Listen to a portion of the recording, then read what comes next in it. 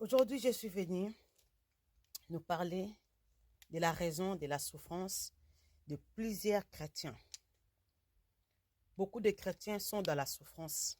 Beaucoup de chrétiens souffrent. Beaucoup de chrétiens, ils sont dans les prières d'autorité. Ils sont dans les jeûnes et prières. Ils sont dans des retraites.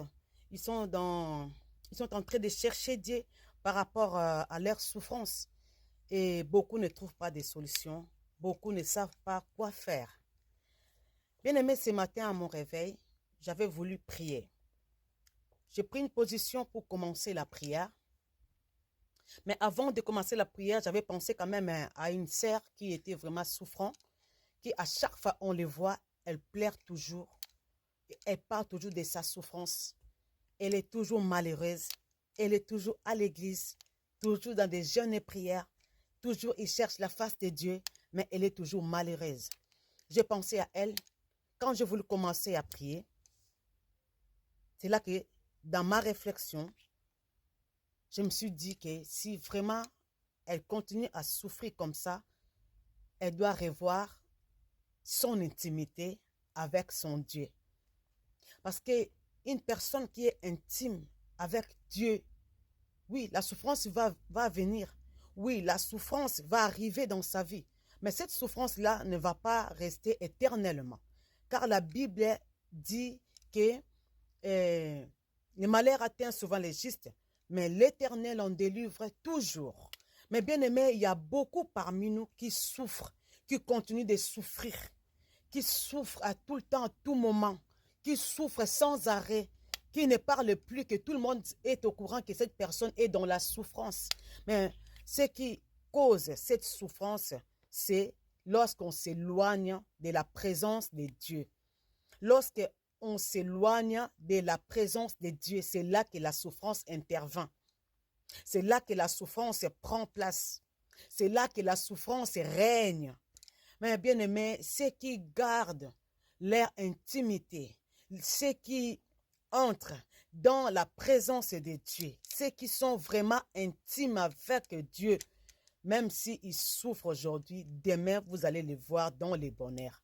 Même s'ils souffrent aujourd'hui, demain vous allez voir la main de Dieu se manifester dans leur vie. Ceux qui sont dans l'intimité avec Dieu, ils aiment aussi la parole de Dieu. Ceux qui sont dans l'intimité avec Dieu, ils pratiquent aussi la parole de Dieu. C'est ce qui fait que la souffrance ne peut pas trouver sa place. Ce qui fait que la souffrance ne peut pas rester. Parce qu'ils trouvent la présence de Dieu. Mes bien-aimés, dites-moi, quelle est votre vie que vous menez? Est-ce que vous êtes intime avec Dieu ou vous avez déjà donné le dos à votre Seigneur? Car la Bible dit que ces peuples m'honorent de leurs lèvres, mais leur cœur est éloigné de moi. Peut-être que tu t'es déjà éloigné de ton Sauveur. Peut-être que tu t'éloignes de Dieu, mais tu pars toujours à l'église. Tu t'éloignes de Dieu, mais tu sers toujours Dieu. Tu t'éloignes de Dieu, mais tu es toujours présent dans des programmes de prière. Tu es toujours présent dans des programmes de veillée. Tu es toujours présent dans des programmes de servir Dieu. Mais ton cœur est éloigné de Dieu. Lorsque le cœur est éloigné de Dieu, cela ouvre la porte à beaucoup de souffrances dans la vie d'une personne, d'un chrétien. Bien-aimé, tu peux te retrouver avec des amis qui sont venus dans ta vie pour détruire ta vie. Ils ne pourront pas les détruire tant que tu as l'intimité avec ton Dieu.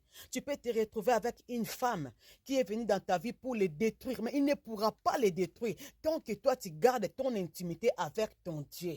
Pourquoi? Parce que la personne qui veut te toucher, il va commencer d'abord par toucher ton Dieu, avec qui tu as l'intimité.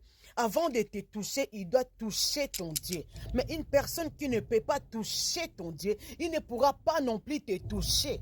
Marissa Manigo. Il ne pourra pas non plus te toucher. Raison pour laquelle nous sommes appelés à être dans l'intimité avec notre Créateur. De garder cette intimité, de conserver cette intimité, de vouloir toujours être dans l'intimité. Dans l'intimité, c'est dans la prière. Mais pour de vrai, dans my enemy, lorsque tu amènes ton cœur, lorsque tu amènes tu laisses ton intérieur, toujours disponible pour ton Dieu. C'est là, Seigneur, c'est là que l'intimité est créée. Lorsque tu lis la parole de Dieu, lorsque tu t'attaches à ton Créateur, lorsque tu ne te lèves pas sans pour autant parler à ton Créateur, lorsque tu ne commences pas ta journée sans pour autant rentrer dans sa présence, et pendant la journée, tout le temps que tu as un temps libre, tu arrives quand même à lui parler. Tu as tout le temps, tout le temps de ta journée, tu as le moment où tu parles à ton Créateur, où tu es dans sa présence. Tu peux être bien dans ton travail, mais tu es en train de parler à ton Créateur. Tu peux être bien en train de faire quoi que ce soit, mais tu es conscient de sa présence dans ta vie. Mais combien aujourd'hui, bien-aimés, ils ont donné le dos au Créateur. Ils ont accepté Jésus comme Seigneur et Sauveur. Mais ils ne laissent pas la place à ces Jésus-là de gérer leur vie. Ils ont accepté Jésus comme Seigneur et Sauveur. Mais ils ne laissent pas à ces Jésus-là de diriger leur vie. Ils ne laissent pas que la parole de Dieu puisse diriger leur vie. Ils ne laissent pas la place à la parole. Ils ne se donnent pas à la parole. Ils n'écoutent pas la parole. Ils n'obéissent pas à la parole. Ils refusent tout ce qui est de Dieu. Mais ils sont à l'église. Ils sont dans des veillées, ils sont dans des retraites, mais ce sont ceux-là qui aussi, parfois, ils souffrent aussi beaucoup.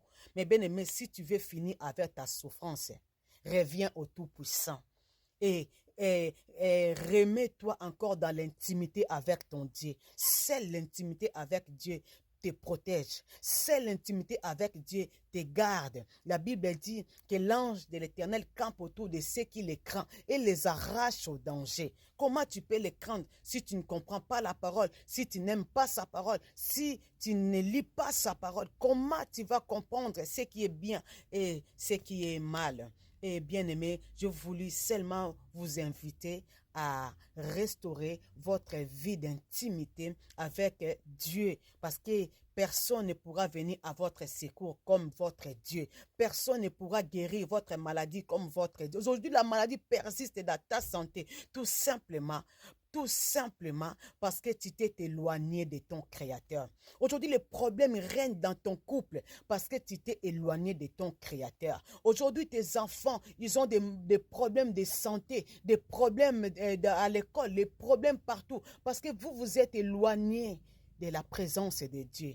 Bien-aimé, je suis venu dire à une personne de revenir au Tout-Puissant, de revenir à son Créateur. Pas seulement en partant à l'église, mais au niveau de l'intérieur, ton cœur. La Bible dit, mon fils, donne-moi ton cœur.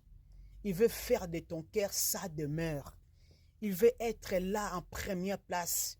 Il veut être là en train de gérer des choses avec toi. Il veut être là en train de t'accompagner, t'assister.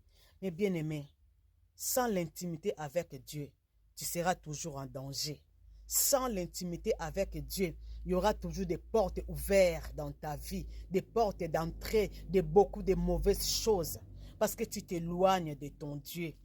Tu t'éloignes de celui qui protège, tu t'éloignes de celui qui donne la réponse à tes questions. Tu t'éloignes de celui qui a la solution de tes problèmes. Je suis venu t'inviter afin que tu puisses restaurer l'intimité avec ton Dieu, car cela te fera beaucoup du bien et cela produira la délivrance de toutes choses dans ta vie. Au nom de Jésus-Christ, soyez bénis.